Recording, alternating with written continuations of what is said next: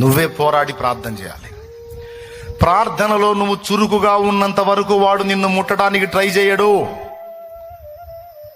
ప్రార్థనలో నువ్వు విరివిగా గడుపుతున్నంతసేపు వాడికి భయం. అబ్బో మనిషి మెలుగుగా ఉందండోయ్, ఇప్పుడు పోయానంటే మొహం బయలుద్ది నాకు.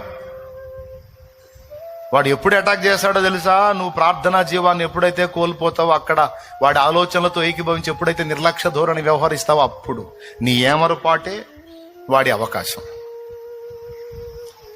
శత్రువు ఎప్పుడు దాడి చేస్తాడు అన్నయ్య? నువ్వు ఎప్పుడు నిద్రపోతావో అప్పుడు దంతాడు. ఇంక నీకు స్పెషల్ టైం ఏముంది? నీ ఏమరుపాటే